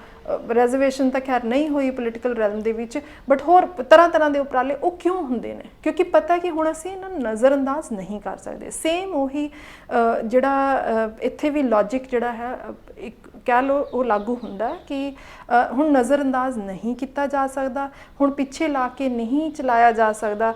ਕਿਤੇ ਨਾ ਕਿਤੇ ਉਹ ਜਾਗਰਤੀ ਲੋਕਾਂ ਦੇ ਵਿੱਚ ਆਈ ਹੈ, ਉਹ ਰਿਫਲੈਕਟ ਜੇ ਤੁਸੀਂ ਉਹਨੂੰ ਦੇਖਣਾ ਹੈ ਤਾਂ ਮੈਨੂੰ ਲੱਗਦਾ ਕਿ ਕਿਸੇ ਵੀ ਸਮਾਜ ਦੇ ਨੂੰ ਸਮਝਣ ਲਈ ਤੁਸੀਂ ਉਹਦਾ ਪੋਪੂਲਰ ਕੋਈ ਵੀ ਮੀਡੀਅਮ ਹੈ ਕਲਚਰ ਦਾ, ਉਹ ਚੱਕ ਕੇ ਦੇਖ ਲਓ, ਤੁਹਾਨੂੰ ਉਸ ਵੇਲੇ ਪਤਾ ਲੱਗ ਜਾਏਗਾ ਵੀ ਸਮਾਜ 'ਚ ਕੀ ਹੋ ਰਿਹਾ। ਉਹਦੇ ਗੀਤ ਦੇਖ ਲਓ। ਹੁਣ ਤੁਸੀਂ ਪੰਜਾਬ ਦੇ ਜਿਹੜੇ ਗੀਤ ਨੇ, ਹਾਲਾਂਕਿ ਉੱਥੇ ਜੱਟ ਹੋਣ ਦੇ ਦਾਅਵੇ ਜਿਹੜੇ ਨੇ ਉਹ ਖਾਰਿਜ ਨਹੀਂ ਹੋਏ। ਹਾਂ, ਇਹ ਆਪਣੇ ਆਪ ਦੇ ਵਿੱਚ ਇੱਕ ਦਿਲਚਸਪ ਮਾਮਲਾ ਹੈ, ਇਹਦੇ ਬਾਰੇ ਵੱਖਰੀ ਕਿਸੇ ਦਿਨ ਵੀ ਗੱਲ ਕੀਤੀ ਜਾ ਸਕਦੀ ਹੈ। ਪਰ ਜਮਹੂਰੀਅਤ ਦੇ ਦੋ ਪੱਖ ਨੇ। ਇੱਕ ਤਾਂ ਆਪਾਂ ਜਮਹੂਰੀਅਤ ਨੂੰ ਇਸ ਤਰੀਕੇ ਨਾਲ ਦੇਖਾਂਗੇ ਕਿ ਉਹ ਕਿਸ ਕਿਸਮ ਦੀ ਹੋਣੀ ਚਾਹੀਦੀ ਹੈ। ਦੂਜੀ ਜਮਹੂਰੀਅਤ ਨੂੰ ਇਸ ਤਰੀਕੇ ਨਾਲ ਦੇਖਾਂਗੇ ਕਿ ਜਿਸ ਕਿਸਮ ਦੀ ਕੱਲ੍ਹ ਸੀ ਕਿ ਅੱਜ ਉਹ ਤੋਂ ਬਿਹਤਰ ਹੈ ਜਾਂ ਨਹੀਂ ਹੈ। ਸੋ ਜਿਹੜੀ ਗੱਲ ਤੁਸੀਂ ਕਹਿ ਰਹੇ ਹੋ ਉਹ ਬਿਨਾਂ ਸ਼ੱਕ ਇਹ ਠੀਕ ਹੈ ਕਿ ਪਹਿਲਾਂ ਦੇ ਮਾਮਲੇ ਡਿਜੀਟਲ ਨੇ, ਪਹਿਲਾਂ ਦੇ ਮੁਕਾਬਲੇ ਥੋੜ੍ਹੀ ਜਮਹੂਰੀਅਤ ਕੀਤੀ ਹੈ, ਪਰ ਉਹ ਕਿੰਨੀ ਕੁ ਜਮਹੂਰੀਅਤ ਹੈ ਇਹਦੇ ਬਾਰੇ ਕਦੇ ਵੱਖਰੀ ਗੱਲ ਹੋ ਸਕਦੀ ਹੈ। ਪਰ ਹੁਣ ਜਦੋਂ ਚਰਨਜੀਤ ਸਿੰਘ ਚੰਨੀ ਦੇ ਹਵਾਲੇ ਨਾਲ ਆਪਾਂ ਗੱਲ ਕਰ ਰਹੇ ਹਾਂ, ਤੁਸੀਂ ਇਹ ਦੱਸੋ ਕਿ ਇਹਨੂੰ ਪ੍ਰਾਪਤੀ ਮੰਨਣ ਲਈ ਸਾਨੂੰ ਕਿਸ ਦਲੀਲ ਦਾ, ਕਿਸ ਪੱਖ ਦਾ ਧਿਆਨ ਰੱਖਣਾ ਪਏਗਾ? ਦੇਖੋ, ਇਹਨੂੰ ਪ੍ਰਾਪਤੀ ਮੰਨਣ ਲਈ ਸਭ ਤੋਂ ਵੱਡਾ ਤਾਂ ਸਾਨੂੰ ਇੱਕ ਹਿਸਟਰੀ, ਜੋ ਕਿ ਮੈਨੂੰ ਲੱਗਦਾ ਸਕੂਲਾਂ 'ਚ ਬੱਚਿਆਂ ਨੂੰ ਪਤਾ ਹੀ ਹੋਊਗੀ ਕਿ ਪੰਜਾਬ ਦਾ ਪਹਿਲਾ ਚੀਫ ਮਿਨਿਸਟਰ ਤੇ ਹੁਣ ਤੱਕ ਜੇ ਉਹ ਲਿਸਟ ਦੇਖ ਲਓਗੇ ਤਾਂ ਉਹਦੇ 'ਚ ਤੁਹਾਨੂੰ ਦਲਿਤ ਚਿਹਰੇ ਦੀ ਬਜਾਏ ਇੱਕ ਜੱਟ ਜਿਹੜਾ ਚਿਹਰੇ ਨਜ਼ਰ ਆਉਣਗੇ। ਤੇ ਉਹ ਸਿਰਫ ਇਹ ਨਹੀਂ ਹੈ ਕਿ ਚੀਫ ਮਿਨਿਸਟਰ ਦੀ ਕੁਰਸੀ 'ਤੇ ਕੌਣ ਬੈਠਦਾ ਹੈ, ਤੁਸੀਂ ਕਿਸ ਜਾਤ ਤੋਂ ਹੋ, ਮਹਿਲਾ ਅਜੇ ਤੱਕ ਨਹੀਂ ਆਈ। ਅਜੇ ਬਸ ਅਸੀਂ ਰਜਿੰਦਰ ਕੌਰ ਭੱਠਲ ਸੀ ਡੈਫੀਨੇਟਲੀ, ਪਰ ਸਾਨੂੰ ਉਹ ਨਜ਼ਰ ਨਹੀਂ ਆਇਆ ਬਹੁਤ ਜ਼ਿਆਦਾ। ਕੋਈ ਇੰਨੀ substantial as a political you can say forcefully politician ਕੋਈ ਮਹਿਲਾ ਉੱਭਰ ਕੇ ਨਹੀਂ ਆਈ। ਇਸੇ ਤਰੀਕੇ ਨਾਲ ਕੋਈ ਇੱਦਾਂ ਦਾ ਦਲਿਤ ਚਿਹਰਾ ਨਹੀਂ ਜਿਹਨੂੰ ਸਾਨੂੰ ਇੱਦਾਂ ਲੱਗੇ। ਹੁਣ ਚਰਨਜੀਤ ਚੰਨੀ ਦੀ ਵੀ ਜੋ ਗੱਲ ਹੋ ਰਹੀ ਹੈ ਇੰਟਰਿਮ ਦੀ ਤਰ੍ਹਾਂ ਹੋ ਰਹੀ ਹੈ, ਕਿਹਾ ਵੀ ਜਦੋਂ ਆਉਣਾ ਪੱਕਿਆਂ ਤੌਰ ਦੇ ਉੱਪਰ, ਜੇ ਆਉਣਾ ਵੀ ਹੋਊਗਾ ਉਹ ਤਾਂ ਬਾਅਦ ਦੀ ਕਹਾਣੀ ਹੈ, ਪਰ ਜੇ ਆਉਣਾ ਵੀ ਹੋਊਗਾ ਤਾਂ ਆਉਣਾ ਨਹੀਂ ਕਿਸੇ ਦਲਿਤ ਨੇ ਨਹੀਂ ਆਉਣਾ ਹੋਊਗਾ, ਇਹ ਕਿਸੇ ਹੋਰ ਨੂੰ ਬਿਠਾਉਣਗੇ। ਮਤਲਬ ਜੇ ਕਾਂਗਰਸ ਦੁਬਾਰਾ ਚੋਣ ਜਿੱਤਦੀ ਹੈ ਤੇ ਹੁਣ ਹੀ ਤੈਅ ਹੈ ਕਿ ਚਰਨਜੀਤ ਸਿੰਘ ਚੰਨੀ ਗੱਲਬਾਤ ਤਾਂ ਇਸੇ ਤਰ੍ਹਾਂ ਚੱਲ ਰਹੀ ਹੈ ਕਿ ਇੰਟਰਿਮ ਸੇ ਇਸ ਕਰਕੇ ਪਰ ਕੋਈ ਮੌਕਾ ਮਿਲ ਇਸ ਕਿਸਮ ਦਾ ਹੋ ਵੀ ਸਕਦਾ, ਦਾ ਮੁੜ ਕੇ ਵੀ ਲੱਗ ਸਕਦਾ। ਬਿਲਕੁਲ, ਮੈਂ ਉਹੀ ਗੱਲ ਕਹਿ ਰਹੀ ਹਾਂ ਕਿ ਹੁਣ ਉਹ ਵਕਤ ਹੈ, ਉਹ ਆ ਰਿਹਾ ਹੈ ਜਦੋਂ ਇਸ ਤਰ੍ਹਾਂ ਦੇ ਜਿਹੜੇ ਦਾ ਨੇ, ਜਦੋਂ ਇਸ ਤਰ੍ਹਾਂ ਦੇ ਮੌਕੇ ਨੇ ਉਹ ਲੱਗਣਗੇ। ਤੁਹਾਨੂੰ ਲੱਗੂਗਾ ਕਿ ਹਾਂ ਇਹ ਪੋਲੀਟੀਕਲ ਸੀਨ ਤੇ ਸਾਨੂੰ ਮੰਡਰਾਉਂਦਾ ਹੋਇਆ ਚਿਹਰਾ ਨਜ਼ਰ ਆ ਰਿਹਾ ਹੈ, ਹੁਣ ਇਹਨੂੰ ਕਿਤੇ ਨਾ ਕਿਤੇ ਕੁਝ ਸਪੇਸ ਦੇਣੀ ਪਊਗੀ। ਉਹ ਸਿਰਫ ਇੱਕ ਚਿਹਰਾ ਨਹੀਂ ਹੈ, ਉਹਦੇ ਪਿੱਛੇ ਇੱਕ ਬਹੁਤ ਵੱਡੀ ਕਮਿਊਨਿਟੀ ਹੈ, ਇੱਕ ਬਹੁਤ ਵੱਡੀ ਬਿਰਾਦਰੀ ਹੈ ਜਿਹਦਾ ਕਿ ਲੰਬਾ ਇਤਿਹਾਸ ਹੈ, ਸੰਘਰਸ਼ ਦਾ ਵੀ ਇਤਿਹਾਸ ਹੈ, ਰਿਪਰੈਜ਼ੈਂਟੇਸ਼ਨ ਲੈਣ ਦੀ ਵੀ ਇੱਕ ਜੋ ਕਹਿ ਲਓ ਜੱਦੋ-ਜਹਿਦ ਹੈ। ਸੋ ਕਿਸੇ ਸਟੇਟ ਦਾ ਚੀਫ ਮਿਨਿਸਟਰ ਬਣਨਾ ਕੋਈ ਸੌਖੀ ਗੱਲ ਨਹੀਂ ਹੈ, ਉਹ ਬਹੁਤ ਪੜਾਅ ਤੇ ਬਹੁਤ ਪੌੜੀਆਂ ਚੜ੍ਹ ਕੇ ਤੁਸੀਂ ਜੱਦੋ-ਜਹਿਦ ਕਰਕੇ ਆਉਂਦੇ ਹੋ। ਸੋ ਸਿਰਫ ਇੱਕ ਹਿੰਦੁਸਤਾਨ ਦੀ ਪੋਲੀਟਿਕਸ ਸਾਨੂੰ ਪਤਾ, ਇੰਡੀਆ ਦੀ ਪੋਲੀਟਿਕਸ ਕਿਸ ਤਰ੍ਹਾਂ ਹੁੰਦੀ ਹੈ। ਸੋ ਉਹ ਜਾਤਾਂ, ਬਿਰਾਦਰੀਆਂ, ਬਹੁਤ ਵਾਰ ਜੈਂਡਰ, ਬਹੁਤ ਵਾਰ ਹੋਰ ਕਈ ਇਸ ਤਰ੍ਹਾਂ ਦੀਆਂ ਜਿਹੜੀਆਂ ਕਹਿ ਲਓ ਪਹਿਚਾਣ ਦੀਆਂ ਜਿਹੜੇ ਧੁਰੇ ਨੇ, ਉਹਨਾਂ ਨੂੰ ਨਾਲ ਲੈ ਕੇ ਫਿਰ ਕਿਸੇ ਨਾ ਕਿਸੇ ਤਰੀਕੇ ਨਾਲ ਇਹ ਦੇਖਿਆ ਜਾਂਦਾ ਕਿ ਹਾਂ ਇਸ ਕੁਰਸੀ ਤੇ ਕਿਸ ਨੂੰ ਬਿਠਾਇਆ ਜਾਏ, ਭਾਵੇਂ ਉਹ ਪ੍ਰਾਈਮ ਮਿਨਿਸਟਰ ਹੋਏ, ਭਾਵੇਂ ਉਹ ਚੀਫ ਮਿਨਿਸਟਰ ਹੋਏ, ਜਾਂ ਫਿਰ ਤੁਹਾਡਾ ਸਰਪੰਚ ਹੀ ਕਿਉਂ ਨਾ ਹੋਏ। ਸੋ ਇਹ ਜਿਹੜੀ ਗੱਲ ਹੈ ਕਿ ਕੋਈ ਬਿਰਾਦਰੀ ਆਪਣੇ ਕਿਸੇ ਵਿਅਕਤੀ ਨੂੰ ਸਰਪੰਚ ਦੇ ਅਹੁਦੇ ਤੱਕ ਲੈ ਕੇ ਆ ਪਾਉਂਦੀ ਹੈ ਕਿ ਨਹੀਂ ਆ ਪਾਉਂਦੀ, ਹਾਂ, ਜਾਂ ਫਿਰ ਉਹ ਚੀਫ ਮਿਨਿਸਟਰ ਬਣਾਉਂਦੀ ਹੈ ਕਿ ਨਹੀਂ ਬਣਾਉਂਦੀ, ਜਾਂ ਫਿਰ ਇਸ ਦੇਸ਼ ਦਾ ਪ੍ਰਾਈਮ ਮਿਨਿਸਟਰ, ਜਾਂ ਬਾਕੀਆਂ ਦੀ ਇਹ ਮਜਬੂਰੀ ਬਣਾਉਂਦੀ ਹੈ ਜਾਂ ਨਹੀਂ ਬਣਾਉਂਦੀ ਕਿ ਉਹਨਾਂ ਦੀ ਬਰਾਦਰੀ ਦੀ ਨੁਮਾਇੰਦਗੀ ਕਰਨ ਵਾਲਾ ਬੰਦਾ ਉੱਥੇ ਬਣੇ। ਹਾਂ, ਬਾਕੀਆਂ ਦੀ ਇਹ ਮਜਬੂਰੀ ਐਕਚੁਅਲੀ ਹੁਣ ਹੋਣੀ ਸ਼ੁਰੂ ਹੋ ਗਈ ਹੈ। ਸੋ ਇਹ ਮਜਬੂਰੀ ਨੂੰ ਅਸੀਂ ਬਹੁਤ ਹੀ ਪੋਜ਼ਿਟਿਵ, ਬੜੇ ਸਕਾਰਾਤਮਕ ਤਰੀਕੇ ਨਾਲ ਮੈਨੂੰ ਲੱਗਦਾ ਕਿ ਸਾਨੂੰ ਦੇਖਣਾ ਚਾਹੀਦਾ ਹੈ। ਇਹ ਮਜਬੂਰੀਆਂ ਹੋਣੀਆਂ ਚਾਹੀਦੀਆਂ ਸੀ। ਜਦੋਂ ਅਸੀਂ ਵੈਸਟ ਦੀ ਬਹੁਤ ਵਾਰ, ਖਾਸ ਕਰ ਪੰਜਾਬ 'ਚ ਜੋ ਇੱਕ ਕਲਚਰ ਰਿਹਾ ਹੈ ਕਿ ਸਾਡਾ ਇੱਥੇ ਬਹੁਤ ਬੇੜਾ ਗਰਕ ਹੈ, ਚਲੋ ਚੱਲੀਏ ਵੈਸਟ ਵੱਲ ਨੂੰ ਚੱਲੀਏ। ਸੋ ਉਹਨਾਂ ਸਮਾਜਾਂ ਨੂੰ ਅਸੀਂ ਬਹੁਤ ਖੁੱਲ੍ਹੇ ਸਮਾਜਾਂ ਵਾਂਗ ਦੇਖਦੇ ਹਾਂ, ਜਿੱਥੇ ਡਿਸਕ੍ਰਿਮੀਨੇਸ਼ਨ ਘੱਟ ਹੈ, ਜਿੱਥੇ ਕਿ ਥੋੜ੍ਹੀ ਬਰਾਬਰੀ ਜ਼ਿਆਦਾ ਹੈ, ਜਿੱਥੇ ਕਿ ਹੋਰ ਬਹੁਤ ਸਾਰੀਆਂ ਚੀਜ਼ਾਂ ਜਿਹੜੀਆਂ ਕਰਪਸ਼ਨ ਤੋਂ ਲੈ ਕੇ ਤਰ੍ਹਾਂ ਤਰ੍ਹਾਂ ਦੇ ਜਿਹੜੇ ਕਲੇਮਸ ਨੇ ਉਹ ਕੀਤੇ ਜਾਂਦੇ ਨੇ ਕਿ ਉੱਥੇ ਘੱਟ ਹੈ, ਇੱਥੇ ਦਾ ਹਾਲ ਜ਼ਰਾ ਜ਼ਿਆਦਾ ਮਾੜਾ ਹੈ। ਹਾਂ, ਸੋ ਉੱਧਰ ਨੂੰ ਚੱਲੀਏ। ਸੋ ਮੈਨੂੰ ਲੱਗਦਾ ਕਿ ਸਾਨੂੰ ਉਸ ਵੇਲੇ ਜਦੋਂ ਅਸੀਂ ਇਹ ਦਾਅਵੇ ਕਰਦੇ ਹਾਂ, ਸਾਨੂੰ ਇਹ ਜਾਂ ਅਸੀਂ ਇਸ ਤਰ੍ਹਾਂ ਸੋਚਦੇ ਹਾਂ, ਸਾਨੂੰ ਝਾਤ ਇੱਕ ਵਾਰ ਇੱਧਰ ਵੀ ਮਾਰ ਕੇ ਦੇਖਣੀ ਚਾਹੀਦੀ ਹੈ ਕਿ ਇੱਧਰ ਵੀ ਕੁਝ ਹੋ ਰਿਹਾ ਹੈ। ਉਹ ਮਜਬੂਰੀਆਂ ਇਸ ਤਰ੍ਹਾਂ ਦੀਆਂ ਬਣ ਰਹੀਆਂ ਨੇ ਜਿੱਥੇ ਕਿ ਇਹ ਸਮਾਜ ਜਿਹੜਾ ਹੈ ਥੋੜ੍ਹਾ ਜ਼ਰਾ ਜ਼ਿਆਦਾ ਪੱਧਰਾ ਹੋ ਰਿਹਾ ਹੈ। ਉਹਨੂੰ ਜਮਹੂਰੀ ਹੋਣਾ ਪਏਗਾ, ਉਹਨੂੰ ਜਮਹੂਰੀ ਹੋਣਾ ਪਏਗਾ। ਇਹ ਲੜਾਈਆਂ ਵੈਸਟ ਦੇ ਵਿੱਚ ਵੀ ਪਹਿਲਾਂ ਲੜੀਆਂ ਜਾ ਚੁੱਕੀਆਂ ਨੇ, ਭਾਵੇਂ ਔਰਤਾਂ ਨੇ ਆਪਣੀ ਰੈਪਰੈਜ਼ੈਂਟੇਸ਼ਨ ਲਈ ਲੜੀਆਂ ਹੋਣ ਜਾਂ ਫਿਰ ਕਲਰਡ ਲੋਕਾਂ ਨੇ ਲੜੀਆਂ ਹੋਣ, ਤਰ੍ਹਾਂ ਤਰ੍ਹਾਂ ਦੀਆਂ। ਸੋ ਸਾਡੇ ਇੱਥੇ ਇਹਨੂੰ ਇਸ ਤਰ੍ਹਾਂ ਨਹੀਂ ਦੇਖਿਆ ਜਾ ਰਿਹਾ। ਬਹੁਤ ਵਾਰ ਜੇ ਤੁਸੀਂ ਮੀਡੀਆ ਦੇ ਵਿੱਚ ਖਬਰਾਂ ਨੂੰ ਵੀ ਦੇਖੋ ਤਾਂ ਕਿ ਇੰਟਰਿਮ ਹੈ ਜੀ, ਇਸ ਕਰਕੇ ਅਸੀਂ ਆ ਗਏ ਜਾਂ ਦਾ ਲੱਗ ਗਿਆ, ਪਰ ਉਹਨੂੰ ਇੱਕ ਬਹੁਤ ਜੱਦੋ-ਜਹਿਦ ਤੋਂ ਨਿਕਲ ਕੇ ਆਈ ਹੋਈ ਜੋ ਇੱਕ ਕੌਨਸੀਕੁਐਂਸ ਹੈ, ਹਾਂ, ਉਸ ਦੀ ਤਰ੍ਹਾਂ ਨਹੀਂ ਦੇਖਿਆ ਜਾ ਰਿਹਾ। ਮੈਨੂੰ ਲੱਗਦਾ ਇਹਨੂੰ ਥੋੜ੍ਹਾ ਜਿਹਾ ਡੂੰਘਿਆਂ ਕਰਕੇ ਉਹ ਉਸ ਤਰ੍ਹਾਂ ਦੇਖਣ ਦੀ ਲੋੜ ਹੈ ਕਿ ਇਹ ਅਚਾਨਕ ਆਪਣੇ ਆਪ ਨਹੀਂ ਹੋ ਗਿਆ ਜਿਵੇਂ ਬਹੁਤ ਲੋਕਾਂ ਨੂੰ ਲੱਗ ਰਿਹਾ। ਇੱਕ ਸਵਾਲ ਜਿਹੜਾ ਬਾਰ-ਬਾਰ ਪੁੱਛਿਆ ਜਾ ਰਿਹਾ ਉਹ ਇਹ ਪੁੱਛਿਆ ਜਾ ਰਿਹਾ ਹੈ ਕਿ ਜਿਹੜੀ ਚਰਨਜੀਤ ਸਿੰਘ ਚੰਨੀ ਦੀ ਕਾਰਗੁਜ਼ਾਰੀ ਹੈ ਉਹ ਉਹਨਾਂ ਦਾ ਵੱਡਾ ਇਮਤਿਹਾਨ ਹੋਏਗੀ ਕਿ ਜਿਸ ਕਿਸਮ ਦੀ ਪ੍ਰਾਪਤੀ ਦਾ ਦਾਅਵਾ ਕੀਤਾ ਜਾ ਰਿਹਾ ਹੈ ਕਿ ਉਹ ਪ੍ਰਾਪਤੀ ਹਕੀਕੀ ਹੋਈ ਜਾਂ ਨਹੀਂ ਹੋਈ, ਉਸ ਬਰਾਦਰੀ ਨੂੰ ਕੋਈ ਫਾਇਦਾ ਹੋਇਆ ਜਾਂ ਨਹੀਂ ਹੋਇਆ, ਇਹ ਵੀ ਵੇਖਿਆ ਜਾਏਗਾ। ਇਹ ਸਵਾਲ ਕਿੰਨਾ ਕੁ ਅਹਿਮ ਹੈ? ਦੇਖੋ, ਮੈਨੂੰ ਲੱਗਦਾ ਕਿ ਇਹ ਸਵਾਲ ਡੈਫੀਨੇਟਲੀ ਹੈ, ਹਾਂ, ਕਿਉਂਕਿ ਜਦੋਂ ਤੁਸੀਂ ਦਲਿਤ ਬਿਰਾਦਰੀ ਦੀ ਗੱਲ ਕਰਦੇ ਹੋ ਤਾਂ ਕਿਤੇ ਨਾ ਕਿਤੇ ਇਹ ਪਹਿਲੀ ਗੱਲ ਤਾਂ ਹੈ ਕਿ ਉਹ ਵੀ ਆਪਣੇ ਆਪ ਦੇ ਵਿੱਚ ਕੋਈ ਬਹੁਤ ਹੋਮੋਜੀਨੀਅਸ ਕਮਿਊਨਿਟੀ ਤਾਂ ਹੈ ਨਹੀਂ, ਉਹਦੇ ਵਿੱਚ ਵੀ ਬਹੁਤ ਸਾਰੇ ਵਖਰੇਵੇਂ ਨੇ। ਬਟ ਹਾਂ, ਇੱਕ ਐਜ਼ ਅ ਰੈਪਰੈਜ਼ੈਂਟੇਸ਼ਨ ਦੀ ਤਰ੍ਹਾਂ ਜੇ ਤੁਸੀਂ ਦੇਖੋ ਕਿ ਇੱਕ ਕਮਿਊਨਿਟੀ ਦਾ ਕੋਈ ਬੰਦਾ ਚੁਣ ਕੇ ਆਉਂਦਾ ਹੈ ਤਾਂ ਡੈਫੀਨੇਟਲੀ ਉਹ ਉਮੀਦਾਂ ਹੋਣਗੀਆਂ। ਪਰ ਇੰਡੀਆ ਦੀ ਪੋਲੀਟਿਕਸ ਜਾਂ ਈਵਨ ਮੇਨ ਸਟ੍ਰੀਮ ਪੋਲੀਟਿਕਸ ਮੈਂ ਕਹਾਂਗੀ ਰਾਦਰ, ਉਹਦੀ ਜੇ ਤੁਸੀਂ ਸੱਚਾਈ ਦੇਖੋ ਤਾਂ ਉਹਦੇ 'ਚ ਬਹੁਤ ਸਾਰੀਆਂ ਜਿਹੜੀਆਂ ਚੀਜ਼ਾਂ ਨੇ ਉਹ ਪੂਰੀਆਂ ਵੀ ਹੁੰਦੀਆਂ ਨੇ, ਬਹੁਤ ਸਾਰੀਆਂ ਚੀਜ਼ਾਂ ਅਧੂਰੀਆਂ ਵੀ ਹੁੰਦੀਆਂ ਨੇ। ਸੋ ਮਾਇਆਵਤੀ ਦੇ ਆਉਣ ਨਾਲ ਡੈਫੀਨੇਟਲੀ ਪਤਾ ਹੈ ਕਿ ਜਿਹੜਾ ਤੁਹਾਡਾ ਲੋਕਲ ਥਾਣਾ, ਉਹਦਾ ਥਾਣੇਦਾਰ ਜਿਹੜਾ ਹੈ ਉਹ ਦਲਿਤ ਹੋਊਗਾ, ਹਾਂ। ਸੋ ਜਿਹੜੀਆਂ ਬਾਕੀ ਬਿਰਾਦਰੀਆਂ ਨੇ ਉਹਨਾਂ ਨੂੰ ਇਹ ਤਕਲੀਫ ਜਿਹੜੀ ਹੋਣੀ ਸ਼ੁਰੂ ਹੋ ਜਾਂਦੀ ਸੀ ਕਿ ਵੀ ਹੁਣ ਉਹ ਭੈਣ ਜੀ ਆ ਗਏ ਨੇ ਅਤੇ ਹੁਣ ਉਸ ਤੋਂ ਬਾਅਦ ਸਾਡੇ ਬੰਦਿਆਂ ਨੇ ਨਹੀਂ ਆਉਣਾ, ਹਾਂ, ਭਾਵੇਂ ਉਹ ਲੋਅਰ ਬਿਊਰੋਕ੍ਰੇਸੀ ਹੋਵੇ, ਭਾਵੇਂ ਉਹ ਹਾਇਰ ਬਿਊਰੋਕ੍ਰੇਸੀ ਹੋਵੇ, ਇਹ 'ਚ ਭਗਦੜ ਤਾਂ ਮੱਚਦੀ ਹੁੰਦੀ ਸੀ। ਸੋ ਇਸ ਤਰ੍ਹਾਂ ਦੀ ਭਗਦੜ ਮੈਨੂੰ ਲੱਗਦਾ ਕਿ ਕਿਉਂਕਿ ਸ਼ਾਰਟ ਟਰਮ ਹੈ ਬਹੁਤ, ਹਾਂ, ਪਰ ਅਗਰ ਲੌਂਗ ਟਰਮ ਦੇ ਵਿੱਚ ਇਸ ਤਰੀਕੇ ਦਾ ਕੁਛ ਬਣਦਾ ਹੈ ਪੰਜਾਬ ਦੇ ਵਿੱਚ ਸਿਨੈਰੀਓ ਤਾਂ definitely and it should be looked at positively. ਇਹਨੂੰ ਬਹੁਤ ਪੋਜ਼ਿਟਿਵਲੀ ਦੇਖਣ ਦੀ ਲੋੜ ਹੈ। ਦੇਖੋ, ਬਹੁਤ ਸਾਰੇ ਦਰਸ਼ਕ ਜਿਹੜੇ ਦੇਖ ਵੀ ਰਹੇ ਹੋਣਗੇ ਉਹਨਾਂ ਨੂੰ ਲੱਗ ਰਿਹਾ ਹੋਊਗਾ ਵੀ ਇਹ ਕੀ ਗੱਲ ਹੈ, ਹਾਂ, ਪਰ ਜਦੋਂ ਜਿਹੜੀ ਜ਼ਮੀਨ ਨੂੰ ਅਸੀਂ ਮੱਲੀ ਬੈਠੇ ਹਾਂ, ਹਾਂ, ਉਸ ਜ਼ਮੀਨ 'ਤੇ ਮੰਨਣਾ ਪਏਗਾ ਕਿ ਹੋਰ ਲੋਕਾਂ ਦਾ ਵੀ ਹੱਕ ਸੀ। ਮੈਂ ਇਹਨੂੰ ਸਵਾਲ ਨੂੰ ਜਿਹੜਾ ਦੁਬਾਰਾ ਪੁੱਛਦਾ ਹਾਂ, ਮੈਂ ਇਹ ਪੁੱਛਣਾ ਚਾਹ ਰਿਹਾ ਕਿ ਹੁਣ ਤੱਕ ਜਿੰਨੇ ਮੁੱਖ ਮੰਤਰੀ ਬਣੇ ਜੀ ਉਹਨਾਂ ਨੇ ਆਪਣੇ ਘਰਾਣੇ ਖੜੇ ਕੀਤੇ, ਆਪਣੇ ਰਿਸ਼ਤੇਦਾਰਾਂ ਨੂੰ ਮਦਦਾਂ ਕੀਤੀਆਂ। ਸੋ ਇਹ ਨਹੀਂ ਸੀਗਾ ਕਿ ਵੀ ਪ੍ਰਕਾਸ਼ ਸਿੰਘ ਬਾਦਲ ਜੱਟ ਨੇ ਤਾਂ ਜੱਟਾਂ ਦੀ ਚੱਲੀ, ਉਹਨਾਂ ਨੇ ਜੱਟਾਂ ਨੂੰ ਜਿਹੜੇ ਹੈਗੇ ਵੱਖਰੇ ਵੱਖਰੇ ਤਰੀਕੇ ਨਾਲ ਫਾਇਦੇ ਦਿੱਤੇ, ਉਸੇ ਤਰੀਕੇ ਨਾਲ ਅਮਰਿੰਦਰ ਸਿੰਘ ਉਹਨਾਂ ਨੇ ਦਿੱਤੇ, ਉਸੇ ਤਰੀਕੇ ਨਾਲ ਬਾਕੀਆਂ ਦੀ ਦਾਅਵੇਦਾਰੀ ਹੈਗੀ ਹੈ। ਹੁਣ ਜਿਹੜੇ ਉਹ ਫਾਇਦੇ ਦੇਣ ਦਾ ਜਿਹੜਾ ਮੁਹਾਨ ਹੈ ਜਾਂ ਜਿਹੜਾ ਬਹਿਣ ਹੈ ਉਹ ਬਦਲੇਗਾ ਕਿ ਉਹ ਇਨਸਾਫ ਪਸੰਦੀ ਦਾ ਇੱਕ ਤਕਾਜ਼ਾ ਹੈ ਕਿ ਜਿਹੜੀ ਤੁਸੀਂ ਪਹਿਲਾਂ ਦਲੀਲ ਦਿੱਤੀ ਹੈ ਇਹ ਵੀ ਉਹਦੇ ਨਾਲ ਜੁੜਦੀ ਗੱਲ ਹੈ? ਹਾਂ, ਉਹ ਕਾਫੀ ਹੱਦ ਤੱਕ ਉਹਦੇ ਨਾਲ ਜੁੜਦੀ ਹੈ, ਬਲਕਿ ਉਹਦੇ ਖਿਲਾਫ ਜਿਹੜੀ ਹੈ ਉਹ ਇੱਕ ਵੱਡੀ ਦਲੀਲ ਇਹ ਦਿੱਤੀ ਜਾ ਸਕਦੀ ਹੈ ਕਿ ਇਹ ਤਾਂ ਡਿਸਕ੍ਰਿਮੀਨੇਸ਼ਨ ਹੈ, ਤੁਸੀਂ ਆਪ ਆ ਰਹੇ ਹੋ ਅਤੇ ਆਪਣੇ ਬੰਦਿਆਂ ਨੂੰ ਲੈ ਕੇ ਆ ਰਹੇ ਹੋ। ਬਟ ਅਕਸਰ ਹੀ ਤਾਂ ਇਹ ਹੁੰਦਾ ਹੈ, ਹਾਂ, ਪਿਛਲੇ 50 60 70 ਸਾਲਾਂ ਦੇ ਵਿੱਚ ਇਹੀ ਹੁੰਦਾ ਆਇਆ ਹੈ ਕਿ ਜਿਹੜੀਆਂ ਕੌਮਾਂ ਮੋਹਰੀ ਸੀ ਸਮਾਜ ਦੇ ਵਿੱਚ, ਉਹੀ ਪੋਲਿਟਿਕਸ ਦੇ ਵਿੱਚ ਵੀ ਮੋਹਰੀ ਹੁੰਦੀਆਂ ਸੀ ਤੇ ਉਹ ਆਪਣੇ ਬੰਦਿਆਂ ਨੂੰ ਲੈ ਕੇ ਆਉਂਦੀਆਂ ਸੀ। ਉਹ ਸੋਸ਼ਲ ਜਿਹੜੇ ਸੀ ਸਾਡੇ ਪੋਲੀਟੀਕਲ ਇਸੇ ਕਰਕੇ ਉਹਨਾਂ ਬਰਾਦਰੀਆਂ ਦਾ ਕਬਜ਼ਾ ਸੀ।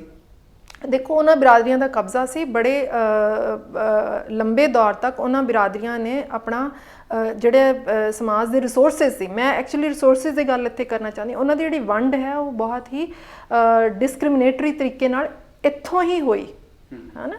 ਜੇ ਤੁਹਾਨੂੰ ਪਤਾ ਹੈ ਕਿ ਇਹ ਭਰਤੀਆਂ ਹੋਣੀਆਂ ਨੇ ਤਾਂ ਪਤਾ ਹੈ ਕਿ ਇਸ ਬਿਰਾਦਰੀ ਦੇ ਲੋਕਾਂ ਦੀਆਂ ਹੋਣਗੀਆਂ, ਕਿਉਂਕਿ ਉਸ ਬਿਰਾਦਰੀ ਦੇ ਲੋਕਾਂ ਦੇ ਇਹ ਗੱਲਾਂ ਕਹੀਆਂ ਨਹੀਂ ਜਾਂਦੀਆਂ ਬਟ ਇਹ ਸਭ ਨੂੰ ਪਤਾ ਹੁੰਦੀਆਂ ਨੇ। ਹਾਂ, ਸੋ ਪਰ ਮੈਨੂੰ ਲੱਗਦਾ ਕਿ ਇੱਥੇ ਵੀ ਇਹਨੂੰ ਬਹੁਤ ਲੋਕ ਕਹਿ ਸਕਦੇ ਨੇ ਕਿ ਇਹ ਤਾਂ ਜੀ ਵਿਤਕਰਾ ਹੈ। ਹਾਂ, ਕਿ ਹੁਣ ਇੱਕ ਦਲਿਤ ਆ ਗਿਆ ਤਾਂ ਇਹਨਾਂ ਨੇ ਦਲਿਤਾਂ ਨੂੰ ਹੀ ਚੱਕ ਕੇ ਪੋਜੀਸ਼ਨਸ ਦੇਣੀਆਂ ਨੇ, ਉਹਨਾਂ ਨੂੰ ਹੀ ਲਾਣਾ, ਕਿਉਂਕਿ ਇਹਨਾਂ ਨੂੰ ਲੋੜ ਹੈ। ਹਾਂ, ਇਹ ਕਰਨ ਦੀ ਲੋੜ ਹੈ ਕਿਉਂਕਿ ਇਹ ਉਸੇ ਪਲੈਂਕ ਤੇ ਆਏ ਨੇ।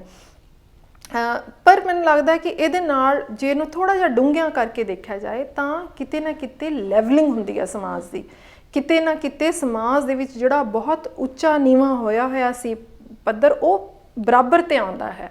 ਹਾਂ, ਇਸੇ ਤਰੀਕੇ ਨਾਲ ਹੀ ਸਮਾਜ ਬਰਾਬਰੀ ਆਉਣੀ ਹੈ। ਹਾਂ, ਹੋਰ ਤੁਸੀਂ ਕਿਸ ਤਰ੍ਹਾਂ ਇਮੇਜਿਨ ਕਰੋਗੇ ਜਿਹੜੇ ਪਹਿਲਾਂ ਮੈਨੂੰ ਇਹ ਦੱਸੋ ਕਿ ਜੇ ਅਮਰਿੰਦਰ ਨੇ ਵਿਤਕਰਾ ਕੀਤਾ ਤੇ ਉਹ ਨਾ ਇਨਸਾਫੀ, ਜੇ ਚਰਨਜੀਤ ਸਿੰਘ ਚੰਨੀ ਵਿਤਕਰਾ ਕਰਦੇ ਨੇ ਤਾਂ ਉਹ ਇਨਸਾਫ, ਇਹ ਮੈਨੂੰ ਸਮਝਾਓ। ਦੇਖੋ ਇੱਥੇ ਗੱਲ ਦਲਜੀਤ ਉੱਥੋਂ ਆਪਾਂ ਨੂੰ ਸੋਚਣੀ ਪਊਗੀ ਦੈਟ ਕਿ ਇਹ ਨਾ ਇਨਸਾਫੀ ਦਾ ਜਿਹੜਾ ਗਰਾਊਂਡ ਹੈ, ਹਾਂ, ਉਹ ਬਹੁਤ ਡੂੰਘਾ ਹੈ। ਠੀਕ ਹੈ, ਜਿਹੜੀ ਹਿਸਟੋਰੀਕਲੀ ਨਾ ਇਨਸਾਫੀ ਹੋਈ ਹੈ ਉਹ ਭਾਵੇਂ ਦਲਿਤਾਂ ਨਾਲ ਹੋਈ ਹੋਏ, ਭਾਵੇਂ ਉਹ ਔਰਤਾਂ ਨਾਲ ਹੋਈ ਹੋਏ, ਭਾਵੇਂ ਉਹ ਟਰਾਈਬਲਸ ਨਾਲ ਹੋਈ ਹੋਏ, ਤਰ੍ਹਾਂ ਦੀਆਂ ਜਿਹੜੀਆਂ ਨਾ ਇਨਸਾਫੀਆਂ ਹੋਈਆਂ ਨੇ। ਤੇ ਅੱਜ ਆਪਾਂ ਕਿਉਂਕਿ ਇਸੇ ਤੇ ਫੋਕਸ ਕਰ ਰਹੇ ਹਾਂ ਤਾਂ ਮੈਂ ਇਸੇ ਦੀ ਗੱਲ ਕਰਾਂਗੀ। ਸੋ ਜੋ ਦਲਿਤਾਂ ਨਾਲ ਹਿਸਟੋਰੀਕਲੀ ਨਾ ਇਨਸਾਫੀ ਹੋਈ ਹੈ ਸਮਾਜ ਦੇ ਵਿੱਚ, ਤਰ੍ਹਾਂ ਦੀ ਨਾ ਇਨਸਾਫੀ ਹੋਈ ਹੈ, ਸੋ ਉਸ ਨਾ ਇਨਸਾਫੀ ਦੇ ਬਰਕਸ ਰੱਖ ਕੇ ਜੇ ਤੁਸੀਂ ਦੂਜੀਆਂ ਜਿਹੜੀਆਂ ਕੌਮਾਂ ਨੇ, ਕਮਿਊਨਿਟੀਜ਼ ਨੇ, ਉਹਨਾਂ ਦੀ ਨਾ ਇਨਸਾਫੀਆਂ ਦੀ ਗੱਲ ਕਰੋ ਤਾਂ ਗੱਲ ਬਰਾਬਰ ਨਹੀਂ ਹੁੰਦੀ। ਹਾਂ, ਸੋ ਇੱਥੇ ਇੱਦਾਂ ਵੀ ਆਪਾਂ ਕਹਿ ਸਕਦੇ ਹਾਂ ਕਿ ਜਦੋਂ ਹੁਣ ਜਿਸ ਕਿਸਮ ਦੇ ਵਿਤਕਰੇ ਦੀ ਆਪਾਂ ਤਵੱਕੋ ਕਰ ਰਹੇ ਹਾਂ ਕਿ ਇਹ ਚਰਨਜੀਤ ਸਿੰਘ ਚੰਨੀ ਦੇ ਦੌਰ ਦੇ ਵਿੱਚ ਹੋਏਗਾ ਜਾਂ ਹੋਣਾ ਚਾਹੀਦਾ ਹੈ, ਉਹਦੇ ਨਾਲ ਜਿਹੜੇ ਬਾਕੀ ਤਬਕੇ ਨੇ ਜਿਨ੍ਹਾਂ ਦੇ ਪੱਖ ਦੇ ਵਿੱਚ ਹੁਣ ਤੱਕ ਵਿਤਕਰਾ ਹੁੰਦਾ ਆਇਆ, ਉਹਨਾਂ ਨੂੰ ਸਮਝ ਆਏਗੀ ਕਿ ਜੋ ਸਾਨੂੰ ਮਿਲਿਆ ਉਹ ਸਾਡਾ ਹੱਕ ਨਹੀਂ ਸੀ, ਸਾਡੇ ਪੱਖ ਦੇ ਵਿੱਚ ਹੋਇਆ ਵਿਤਕਰਾ ਹੈ ਤੇ ਅਸੀਂ ਦੇਣਦਾਰ ਹਾਂ ਦੂਜੇ ਪੱਖ ਦੇ। ਮੈਂ ਠੀਕ ਕਰ ਰਿਹਾ? ਦੇਖੋ, ਉਹ ਜਿਹੜੀ ਦੇਣਦਾਰੀ ਹੈ ਉਹ ਨਹੀਂ ਸੌਖੀ ਹੁੰਦੀ ਨਹੀਂ, ਹੈ ਨਾ। ਇੰਡੀਵਿਜੂਅਲੀ ਵੀ ਐਜ਼ ਪਰ ਦੇਣਦਾਰੀ ਦਾ ਅਹਿਸਾਸ ਤਾਂ ਕਰਵਾਇਆ ਜਾਣਾ ਚਾਹੀਦਾ ਨਾ। ਹਾਂ, ਉਹ ਇੱਕ ਪ੍ਰੋਸੈਸ ਹੈ ਜਿਹਦੇ ਵਿੱਚ ਇਹ ਜੋ ਵੀ ਨਿਕਲ ਕੇ ਆਊਗਾ, ਜੇ ਇਹ ਹੋਇਆ ਤਾਂ। ਹਾਂ, ਜੇ ਇਸ ਤਰ੍ਹਾਂ ਦਾ ਕੁਝ ਹੁੰਦਾ ਹੈ ਤਾਂ, ਹਾਲਾਂਕਿ ਮੈਨੂੰ ਇਹਦੇ ਤੇ ਬਹੁਤ ਸ਼ੱਕ ਹੈ ਕਿਉਂਕਿ ਜਿਸ ਤਰੀਕੇ ਨਾਲ ਇਹਨੂੰ ਮੀਡੀਆ ਨੇ ਵੀ ਬਹੁਤ ਚੱਕਿਆ ਹੈ ਤੇ ਇਹ ਗੱਲ ਹੋਈ ਹੈ। ਇਹ ਆਪਣੇ ਆਪ ਦੇ ਵਿੱਚ ਦੇਖੋ, ਐਜ਼ ਕਿਸੇ ਦਲਿਤ ਦਾ as a political representative top most post ਤੇ ਆਉਣਾ ਵੱਡੀ ਗੱਲ ਹੈ, ਬਟ ਉਹ ਕਿਵੇਂ ਸੀਪ ਡਾਊਨ ਵੀ ਕਰੂਗਾ। ਹਾਂ, ਸਮਾਜ ਦੇ ਵਿੱਚ, ਉਹਦੀ ਸਾਈਕੀ ਦੇ ਵਿੱਚ ਕਿਤੇ ਨਾ ਕਿਤੇ ਉਹਦੀਆਂ ਜਿਹੜੇ ਬਣੇ ਬਣਾਏ ਨੋਰਮਸ ਨੇ, ਲੋਕਾਂ ਦੇ ਦਿਮਾਗ ਦੇ ਵਿੱਚ ਵੀ ਇੱਕ ਬਣੇ ਹੋਈ ਤਸਵੀਰ ਸੀ ਕਿ ਸਾਡਾ ਚੀਫ ਮਿਨਿਸਟਰ ਇੱਦਾਂ ਦਾ ਹੀ ਹੋਣਾ ਚਾਹੀਦਾ। ਉਹ ਜਿਹੜੀ ਤਸਵੀਰ ਭੰਨੀ ਗਈ ਹੈ, ਅਜੇ ਤਾਂ ਉਹ ਜਿਹੜੀ ਤਸਵੀਰ ਭੰਨੀ ਗਈ ਹੈ ਉਹਦੇ ਤੇ ਡਲਾ ਵੱਜਿਆ ਬਹੁਤ ਬੁਰੇ ਤਰੀਕੇ ਨਾਲ। ਹੁਣ ਉਹ ਦੇਖੋ ਕਿ ਕਿੰਨਾ ਟਾਈਮ ਲੱਗੇਗਾ ਉਹਨੂੰ ਇਸ ਗੱਲ ਤੇ ਆਪਣੇ ਆਪ ਨੂੰ ਲੈ ਕੇ ਆਉਣ ਦਾ ਕਿ ਨਹੀਂ, ਇਹ ਵੀ ਇੱਕ ਰਿਐਲਿਟੀ ਹੈ ਔਰ ਇਹ ਸਾਡੇ ਸਮਾਜ ਦੀ ਰਿਐਲਿਟੀ ਹੈ। ਇੱਕ ਹਿਸਟੋਰਿਕ ਸਾਡੇ ਇੱਥੇ ਹੋਇਆ ਹੈ, ਇੱਕ ਵੱਡੇ ਤਬਕੇ ਦੇ ਨਾਲ ਬਹੁਤ ਬੁਰੇ ਤਰੀਕੇ ਨਾਲ ਵਿਤਕਰਾ ਬਹੁਤ ਛੋਟਾ ਸ਼ਬਦ ਹੈ। ਅੱਛਾ, ਜਦੋਂ ਹੁਣ ਅਸੀਂ ਜਿਸ ਦੌਰ ਦੇ ਵਿੱਚ ਹਾਂ, ਉਸ ਦੌਰ ਦੇ ਵਿੱਚ ਇੱਕ ਗੱਲਬਾਤ ਬਾਰ-ਬਾਰ ਆ ਰਹੀ ਹੈ ਕਿ ਜੋ ਆਵਾਮ ਦੀ ਰਿਆਸਤ ਤੋਂ, ਸਟੇਟ ਤੋਂ ਤਵੱਕੋ ਹੈ ਉਹ ਪੂਰੀ ਨਹੀਂ ਹੋ ਪਾ ਰਹੀ ਕਿਉਂਕਿ ਜਿਹੜੀ ਰਿਆਸਤ ਹੈ ਉਹਦੇ ਕੋਲ ਓਨੇ ਸਾਧਨ ਨਹੀਂ ਹੈਗੇ। ਅਸੀਂ ਦੇਖਦੇ ਹਾਂ ਕਿ ਚੋਣਾਂ ਵੇਲੇ ਜਿਹੜੀਆਂ ਸਿਆਸੀ ਪਾਰਟੀਆਂ ਨੇ ਉਹ ਦਾਅਵੇ ਕੁਛ ਹੋਰ ਕਰਦੀਆਂ ਨੇ ਕਿ ਅਸੀਂ ਇਹ ਕਰਾਂਗੇ, ਬਾਅਦ ਦੇ ਵਿੱਚ ਉਹਨਾਂ ਤੋਂ ਉਹ ਪੂਰੇ ਨਹੀਂ ਹੋ ਸਕਦੇ, ਚਾਹੇ ਉਹਨਾਂ ਦਾ ਭ੍ਰਿਸ਼ਟਾਚਾਰ ਹੋਵੇ, ਚਾਹੇ ਉਹਨਾਂ ਦੀ ਉਹ ਮਜਬੂਰੀ ਹੋਵੇ ਕਿ ਨਹੀਂ ਹੋ ਸਕਦੇ। ਜਦੋਂ ਉਸੇ ਰਿਆਸਤ ਦੇ ਮੁੱਖ ਮੰਤਰੀ ਉਹ ਬਣੇ ਨੇ ਜੀ, ਤੇ ਅਸੀਂ ਪ੍ਰਾਪਤੀ ਦੇ ਤੌਰ ਦੇ ਉੱਤੇ ਕੀ ਇਸ ਨੂੰ ਦੇਖਾਂਗੇ ਕਿ ਉਹਨਾਂ ਨੇ ਪਿਛਲਿਆਂ ਦੇ ਮੁਕਾਬਲੇ ਕੀ ਕੀਤਾ, ਜਾਂ ਇਸ ਨੂੰ ਦੇਖਾਂਗੇ ਕਿ ਉਹ ਇਸ ਕੁਰਸੀ ਦੇ ਉੱਤੇ ਆ ਕੇ ਬੈਠੇ ਤੇ ਇੱਕ ਵੱਡੇ ਤਬਕੇ ਨੂੰ ਇੱਕ ਕੌਨਫੀਡੈਂਸ, ਇੱਕ ਇਤਮਾਦ ਜਿਹੜਾ ਆਇਆ ਆਪਣਾ 'ਚ ਕਿ ਅਸੀਂ ਵੀ ਕਰ ਸਕਦੇ ਹਾਂ। ਦੇਖੋ, ਮੈਨੂੰ ਲੱਗਦਾ ਕਿ ਜਿਹੜੀ ਦੂਜੀ ਗੱਲ ਹੈ ਉਹ ਬਹੁਤ ਮੈਨੂੰ ਇਸ ਮੋਮੈਂਟ ਤੇ ਇਸ ਇਤਿਹਾਸਿਕ ਮੂਮੈਂਟ ਤੇ ਇਹ ਜਿਹੜੀ ਤੁਹਾਡੀ ਦੂਜੀ ਗੱਲ ਹੈ ਕਿ ਕਿਸੇ ਦਲਿਤ ਦਾ ਇਸ ਕੁਰਸੀ ਤੇ ਆ ਕੇ ਹੀ ਬੈਠਣਾ, ਹਿੰਦੁਸਤਾਨ ਇੰਡੀਆ ਵਰਗੇ ਦੇਸ਼ ਦੇ ਵਿੱਚ ਜਿੱਥੇ ਕਿ ਅੱਜ ਵੀ ਉਹ ਅਖਬਾਰਾਂ 'ਚ ਖਬਰਾਂ ਛਪਦੀਆਂ ਨੇ, ਤੁਸੀਂ ਜਰਨਲਿਸਟ, ਤੁਹਾਨੂੰ ਪਤਾ ਕਿਸ ਤਰੀਕੇ ਨਾਲ ਜਦੋਂ ਕੋਈ ਦਲਿਤ ਕੁਰਸੀ ਤੇ ਆ ਕੇ ਬਹਿੰਦਾ ਤੇ ਉਹ ਕੁਰਸੀਆਂ ਅਜੇ ਵੀ ਸਾਫ਼ ਕੀਤੀਆਂ ਜਾਂਦੀਆਂ ਨੇ ਕਿ ਉਹ ਕਿਤੇ ਅਨਟਚੇਬਿਲਿਟੀ ਕਾਨੂੰਨੀ ਤੌਰ ਦੇ ਉੱਤੇ ਜ਼ੁਰਮ ਹੈ ਇਸ ਦੇਸ਼ ਦੇ ਵਿੱਚ। ਪਰ ਸਾਡੇ ਆਪਣੇ ਸਮਾਜ ਦੇ ਜਿਹੜੇ ਸਰਪ੍ਰਸਤ ਨੇ ਉਹੀ ਇਸ ਨੂੰ ਕਰਦੇ ਨੇ, ਭਾਵੇਂ ਉਹ ਜੁਡੀਸ਼ਰੀ 'ਚ ਉਹ ਤਰ੍ਹਾਂ ਦੀਆਂ ਖਬਰਾਂ ਤੁਹਾਡੇ ਸਾਹਮਣੇ ਆਉਂਦੀਆਂ ਨੇ, ਤੁਸੀਂ ਬਿਹਤਰ ਜਾਣਦੇ ਹੋ ਮੇਰੇ ਨਾਲ। ਸੋ ਇਸ ਕਰਕੇ ਇਸ ਮੂਮੈਂਟ 'ਤੇ ਇਹ ਬਹੁਤ ਹਿਸਟੋਰਿਕ ਹੈ, ਬਹੁਤ ਇਤਿਹਾਸਿਕ ਹੈ ਕਿ ਕਿਸੇ ਦਾ ਇਸ ਕੁਰਸੀ 'ਤੇ ਪਹੁੰਚਣਾ, ਉਸ ਕੁਰਸੀ 'ਤੇ ਬੈਠਣਾ, ਲੋਕਾਂ ਇੱਕ ਖਾਸ ਬਿਰਾਦਰੀ ਦੇ ਰਿਪਰੈਜ਼ੈਂਟੇਟਿਵ ਦੇ ਤੌਰ 'ਤੇ ਉੱਥੇ ਆਉਣਾ ਤੇ ਉਹਨੂੰ ਦੇਖਿਆ ਜਾਣਾ। ਤੇ ਮੈਂ ਇਹ ਵੀ ਕਹਾਂਗੀ ਕਿ ਸੈਲੀਬ੍ਰੇਸ਼ਨ ਵੀ ਹੈ ਡੈਫੀਨੇਟਲੀ। ਜੇ ਇਹ ਸਾਨੂੰ ਖਬਰਾਂ ਆ ਰਹੀਆਂ ਨੇ, ਦਿਸ ਰਿਹਾ ਹੈ ਕਿ ਹਾਂ ਇੱਕ ਅੰਦਰੋਂ ਅੰਦਰੀ ਦਬੀ ਗੱਲ ਹੋ ਰਹੀ ਹੈ ਕਿ ਜੀ ਇਹ ਤਾਂ ਸਾਡੇ ਜਿਹੜੀ ਤਸਵੀਰ ਬਣੀ ਸੀ ਚੀਫ ਮਿਨਿਸਟਰ ਦੇ ਉੱਤੇ ਸਿੱਧਾ ਪੱਥਰ ਮਾਰਤਾ, ਹਾਂ, ਪਰ ਉਹਦੇ ਨਾਲ ਇੱਕ ਬਾਹਰੀ ਤੌਰ ਦੇ ਉੱਤੇ ਜਿਹੜੀ ਇੱਕ ਸੈਲੀਬ੍ਰੇਸ਼ਨ ਹੈ ਉਹ ਤਾਂ ਡੈਫੀਨੇਟਲੀ ਹੋ ਹੀ ਰਹੀ ਹੈ। ਉਹ ਵੀ ਕਿਉਂਕਿ ਉਹ ਕਰਨੀ ਵੀ ਪਊਗੀ, ਜੇ ਅਸੀਂ ਨਾ ਵੀ ਚਾਹੁੰਦੇ ਹੋਈਏ ਤਾਂ ਸਾਨੂੰ ਲੱਡੂ ਖਵਾਉਣੇ ਪੈਣਗੇ। ਹਾਂ, ਭਾਵੇਂ ਉਹ ਪਿੰਡ ਦੇ ਵਿੱਚ ਜਿਹੜੀ ਮਹਿਲਾ ਸਰਪੰਚ ਬਣ ਕੇ ਆਏ ਤੇ ਭਾਵੇਂ ਅਸੀਂ ਚਾਹੁੰਦੇ ਹੋਈਏ ਕਿ ਉਹ ਕੁੰਡ ਕੱਢ ਕੇ ਆਏ, ਪਰ ਸਾਨੂੰ ਉਹ ਲੱਡੂ ਹੁਣ ਖਵਾਉਣਾ ਹੀ ਪਊਗਾ ਤੇ ਉਹ ਖਾਣਾ ਹੀ ਪੈਣਾ। ਹਾਂ, ਉਹ ਜਿਹੜੀ ਚੀਜ਼ ਹੈ ਉਹ ਮੈਨੂੰ ਲੱਗਦਾ ਕਿ ਉਹ ਜ਼ਰੂਰੀ ਹੈ ਇਸ ਮੂਮੈਂਟ ਤੇ, ਉਹ ਕਾਫੀ ਇੰਪੋਰਟੈਂਟ ਹੈ। ਜੀ ਨਵਪ੍ਰੀਤ, ਤੁਸੀਂ ਸਾਰੀ ਸਾਡੇ ਨਾਲ ਗੱਲਬਾਤ ਕੀਤੀ, ਤੁਹਾਡਾ ਬਹੁਤ ਬਹੁਤ ਧੰਨਵਾਦ। ਨਵਪ੍ਰੀਤ ਉਹਨਾਂ ਨੇ ਜਿਹੜੀ ਦਲੀਲ ਹੈ ਉਹਦੇ ਵੱਖ-ਵੱਖ ਪੱਖ, ਉਹਦੇ ਵੱਖ ਪਰਤਾਂ ਜਿਹੜੀਆਂ ਫਰੋਲ ਕੇ ਸਾਡੇ ਸਾਹਮਣੇ ਕੀਤੀਆਂ ਨੇ। ਉਸ ਤੋਂ ਇੱਕ ਗੱਲ ਜਿਹੜੀ ਸਾਫ਼ ਹੈ ਕਿ ਜਦੋਂ ਚਰਨਜੀਤ ਸਿੰਘ ਚੰਨੀ ਹੋਣਾ ਦੇ ਮੁੱਖ ਮੰਤਰੀ ਬਣਨ ਦਾ ਮੌਕਾ ਸਾਡੇ ਸਾਹਮਣੇ ਹੈ ਤੇ ਸਾਨੂੰ ਉਸ ਦੀਆਂ ਉਹਨਾਂ ਸਾਰੀਆਂ ਪਰਤਾਂ, ਇਤਿਹਾਸ ਦੇ ਵਿੱਚ ਹੋਈ ਨਾਇਨਸਾਫੀ ਤੇ ਸਾਡੇ ਸਮਾਜ ਦੇ ਵਿੱਚ ਜਿਹੜੀ ਜਾਤ ਦੇ ਉੱਤੇ ਵਿਤਕਰਾ ਤੇ ਵੰਡ ਹੈ ਉਹਨੂੰ ਧਿਆਨ ਦੇ ਵਿੱਚ ਰੱਖ ਕੇ ਹੀ ਗੱਲਾਂ ਕਰਨੀਆਂ ਚਾਹੀਦੀਆਂ ਨੇ। ਤੁਸੀਂ ਸਾਡੇ ਨਾਲ ਜੁੜੇ, ਤੁਹਾਡਾ ਬਹੁਤ ਬਹੁਤ ਧੰਨਵਾਦ। ਤੁਹਾਨੂੰ ਇੱਕ ਬੇਨਤੀ ਮੈਂ ਦੁਬਾਰਾ ਫਿਰ ਕਰਾਂਗਾ ਕਿ ਤੁਸੀਂ ਸਾਡੇ ਚੈਨਲ ਅੱਬਲ ਸਹਾਫੀ ਨੂੰ ਸਬਸਕ੍ਰਾਈਬ ਕਰੋ ਤੇ ਸਾਡੇ ਨਾਲ ਜੁੜੋ। ਮਿਹਰਬਾਨੀ।